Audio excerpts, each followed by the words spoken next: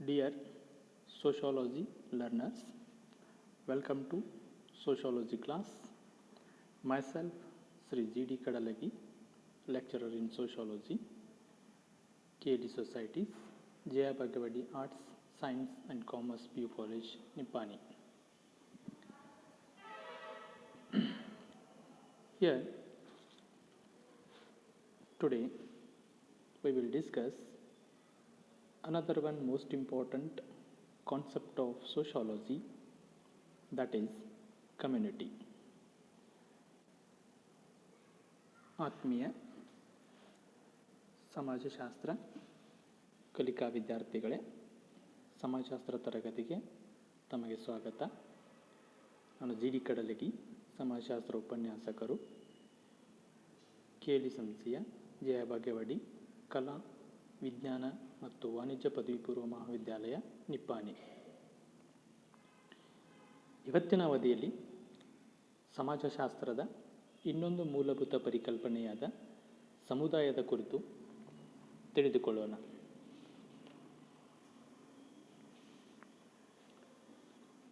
First, meaning and definition. Community is also an important concept in sociology. It is a geographic area having common interests and activities. The first concept, society, it is an abstract in nature. Here, the another one most important concept of sociology, that is community, is in concrete in their nature. ಸಮುದಾಯ ಸಮಾಜಶಾಸ್ತ್ರದ ಇನ್ನೊಂದು ಮಹತ್ವದ ಪರಿಕಲ್ಪನೆ. ಇದು ಜನರ ಸಾಮಾನ್ಯ ಆಸಕ್ತಿ ಮತ್ತು ಕಾರ್ಯಚಟುವಟಿಕೆಗಳನ್ನು ಹೊಂದಿರುವ ಒಂದು ಭೌಗೋಳಿಕ ಪ್ರದೇಶವಾಗಿದೆ. ಈ ಮೊದಲು ಚರ್ಚಿಸಿದ ಸಮಾಜ ಅನ್ನುವಂಥ ಪರಿಕಲ್ಪನೆಯು ಅಮೂರ್ತ ಸ್ವರೂಪದಲ್ಲಿದ್ದರೆ ಅಲ್ಲಿ ಸಂಬಂಧಗಳು ಪ್ರಮುಖವಾಗಿದ್ದರೆ,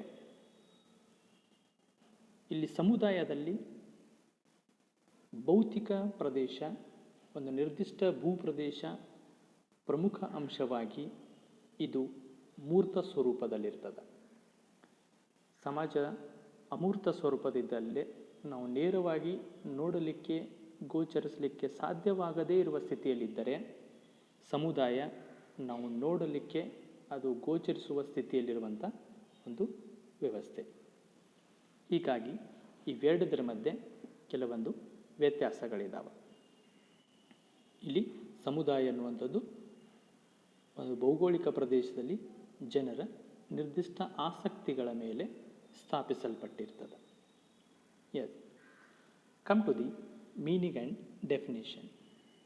Generally, the term community is used in a limited sense. In day-to-day life, we use this term community knowingly or unknowingly in a limited sense, like caste community, religious community, linguistic community, professional community. So, these all are the communities, but they have a limited sense or scope. But come to the sociological sense or sociological meaning, it is different and also it is a specific, because it had a wider sense as well as its some important factors, elements to decide community. ಸಮುದಾಯದ ಅರ್ಥ ಮತ್ತು ವ್ಯಾಖ್ಯೆ ನೋಡುವಂಥ ಸಂದರ್ಭದಲ್ಲಿ ಸಾಮಾನ್ಯವಾಗಿ ಸಮುದಾಯ ಎಂಬ ಪರಿಕಲ್ಪನೆಯನ್ನು ನಾವು ದಿನನಿತ್ಯವಾಗಿ ಒಂದು ಸೀಮಿತ ಅರ್ಥದಲ್ಲಿ ಬಳಸ್ತಾ ಇರ್ತೀವಿ. ದಿನನಿತ್ಯದ ನಮ್ಮ ಸಂಪರ್ಕ ಸಂವಹನಗಳಲ್ಲಿ, ವ್ಯಾವಹಾರಿಕ ಸಂದರ್ಭಗಳಲ್ಲಿ ಈ ಸಮುದಾಯ ಅನ್ನುವಂಥದ್ದು ಆಗಾಗ ಬಳಕೆಗೆ ಬರುತ್ತದೆ. ನಾವು ಜಾತಿ ಸಮುದಾಯ ಅಂತ ಕರಿತೀವಿ, ಧಾರ್ಮಿಕ ಸಮುದಾಯ ಅಂತ, ವೃತ್ತಿ ಸಮುದಾಯ ಅಂತ, ಭಾಷಾ ಸಮುದಾಯ ಅಂತ, ಜನಾಂಗೀಯ ಸಮುದಾಯ ಅಂತ ಈ ಥರ ಪದಗಳನ್ನು ನಾವು ಬಳಸ್ತಾ ಇರ್ತೀವಿ.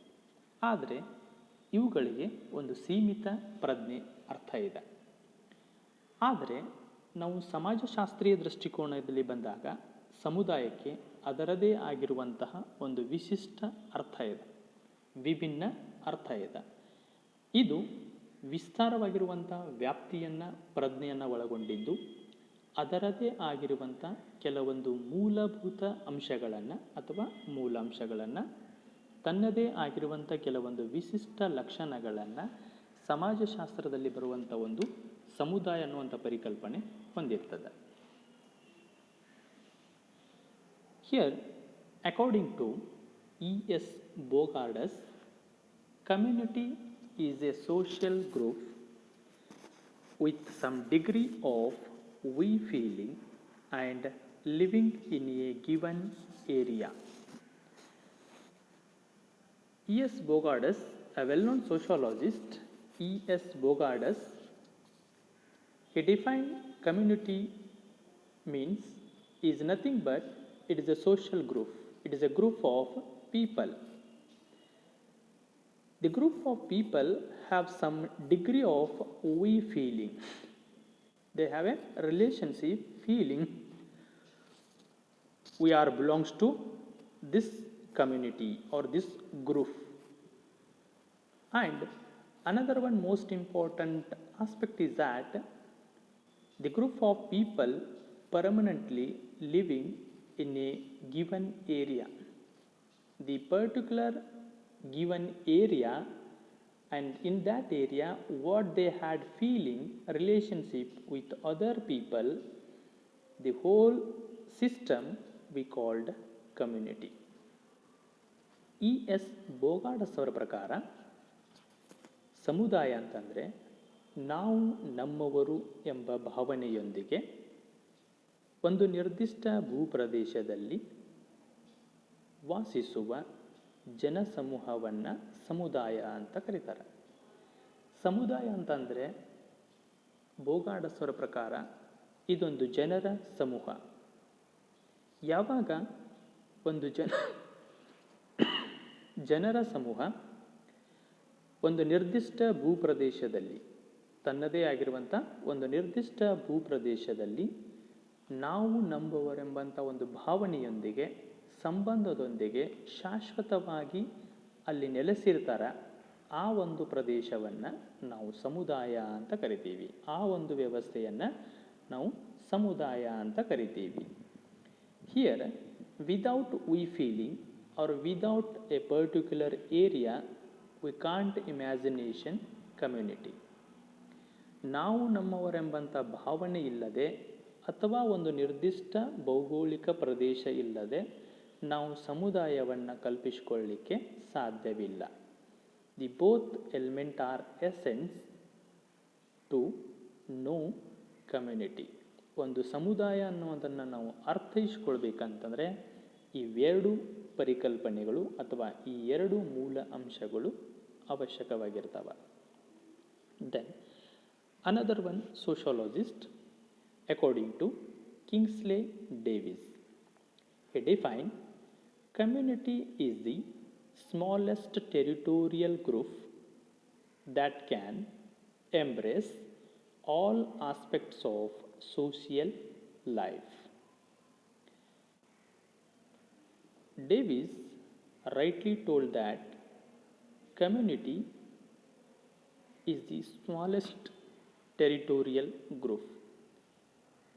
It had their own borders, limitations, and in that territorial area, the group of people always embrace their all aspects of life or their all social activities.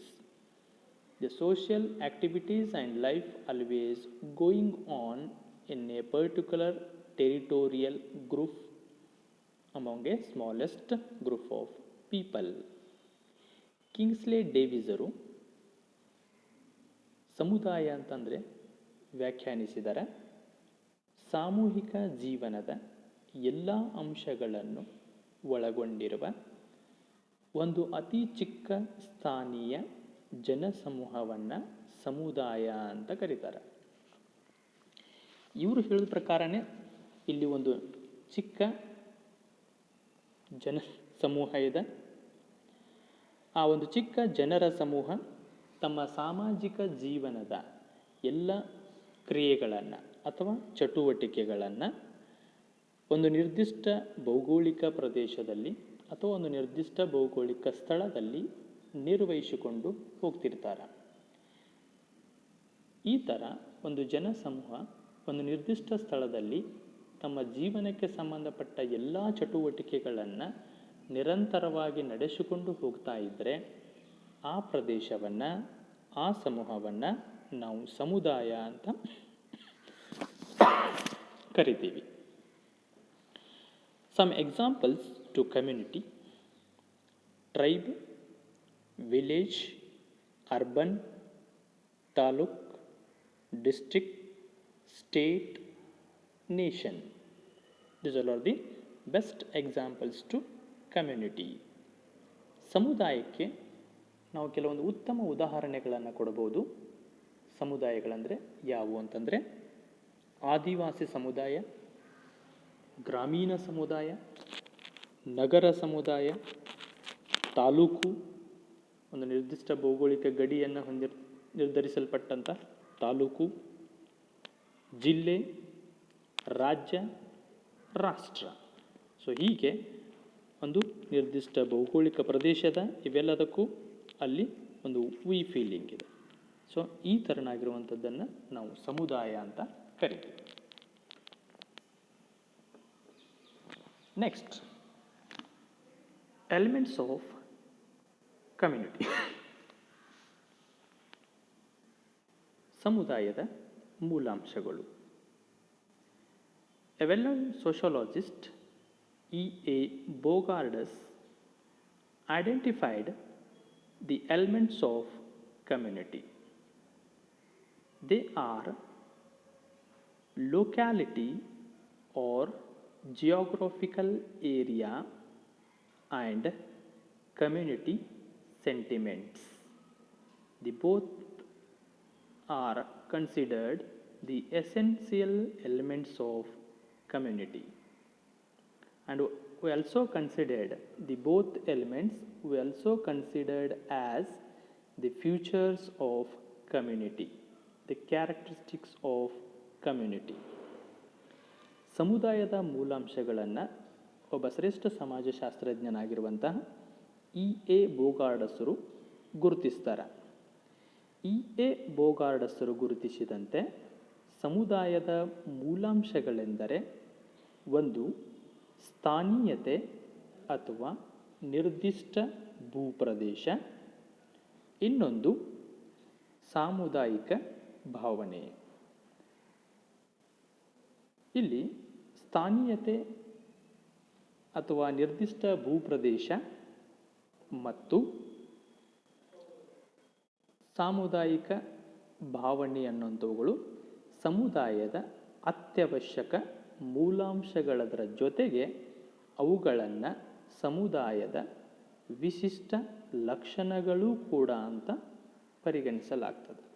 ಇವು ಮೂಲಾಂಶಗಳೂ ಹೌದು, ಸಮುದಾಯದ ಪ್ರಮುಖ ಲಕ್ಷಣಗಳು ಹೌದು. Here we discuss one by one. First one, locality or geographical area. Already we know that a community is a territorial group. It occupies some geographic area. We call that is the locality. Locality means when a group of people became a community only when it starts to reside permanently in a definite place. That is called locality. ಮೊದಲನೆಯ ಒಂದು ಮೂಲಾಂಶ ಸ್ಥಾನೀಯತೆ ಅಥವಾ ನಿರ್ದಿಷ್ಟ ಭೂಪ್ರದೇಶ. ಒಂದು ಸಮುದಾಯವು ಭೌಗೋಳಿಕ ಸಮೂಹವಾಗ್ಯದ. ಅದೊಂದು ಭೌಗೋಳಿಕ ಸಮೂಹ ಅಂತ ಕರಿತೀವಿ. ಈ ಭೌಗೋಳಿಕ ಪ್ರದೇಶ ಅನ್ನುವಂಥದ್ದು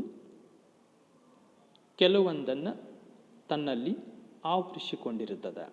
ಅದು ಸ್ಥಳ ಇರಬಹುದು, ಆಮೇಲೆ ತನ್ನ ಸುತ್ತಮುತ್ತಲಿರುವಂಥ ಭೌತಿಕ ಅಂಶಗಳಿರಬಹುದು. ಅವುಗಳನ್ನು ಆವರಿಸಿಕೊಂಡಿರುವಂಥ ಪ್ರದೇಶವಾಗಿರ್ತದೆ. ಇದನ್ನೇ ನಾವು ಸ್ಥಾನೀಯತೆ ಅಂತ ಕರಿತೀವಿ. ಸ್ಥಾನೀಯತೆ ಅಂತಂದರೆ ಒಂದು ನಿರ್ದಿಷ್ಟ ಸ್ಥಳದಲ್ಲಿ ಯಾವಾಗ ಒಂದು ಜನಸಮೂಹ ಶಾಶ್ವತವಾಗಿ ನೆಲೆಸುತ್ತದೆಯೋ ಅದೇ ಸ್ಥಾನೀಯ. ಅಂದರೆ ಆ ಒಂದು ಸ್ಥಳದಲ್ಲಿ ಜನಸಮೂಹ ತನ್ನ ಅಸ್ತಿತ್ವವನ್ನು ಹೊಂದುತ್ತದೆ. ಅದು ಆಯ್ಕೆ ಮಾಡಿಕೊಂಡಿರುವಂಥ ನಿರ್ದಿಷ್ಟ ಸ್ಥಳ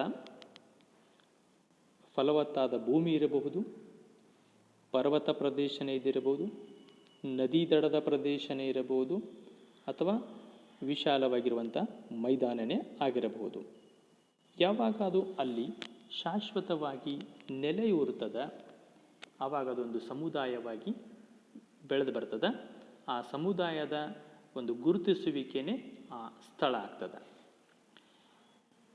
here when A group of people reside permanently in a definite place, the place may be fertile land or value place, or maybe deep forest, the banks of the river, or maybe any place. When the people of a group reside in that particular place, and that place they started their social activities, actions continuously, that area considered as a community. ಅಂದರೆ ಇವುಗಳಲ್ಲಿ ಯಾವುದಾದರೂ ಒಂದು ಭೌಗೋಳಿಕ ಸ್ಥಳವನ್ನು ಅದು ಆಯ್ಕೆ ಮಾಡಿಕೊಂಡು ಅಲ್ಲಿ ತನ್ನ ಸಾಮಾಜಿಕ ಕ್ರಿಯೆಗಳನ್ನು, ಚಟುವಟಿಕೆಗಳನ್ನು ನಿರ್ವಹಿಸಲಿಕ್ಕೆ ಜನಸಮೂಹ ಆರಂಭಿಸಿದರೆ ಅದು ಸಮುದಾಯ ಆಗ್ತದೆ. Here some physical factors which contribute for the establishment of a community. ಒಂದು ಸಮುದಾಯ ಬೆಳೆದು ಬರಲಿಕ್ಕೆ ಅಥವಾ ಜನಸಮೂಹ ತಾನು ಇರಲಿಕ್ಕೆ ಆಯ್ಕೆ ಮಾಡಿಕೊಳ್ಳುವಂಥ ಪ್ರದೇಶ ಏನೆಲ್ಲವನ್ನು ನಿರ್ಧರಿಸ್ತದ ಬಯಸ್ತದ ಅಂತಂದರೆ the physical factors like fertile soil, minerals, forests, water resources, vegetation, climate. There are many factors, but some important physical factors which always support to the establishment of a community.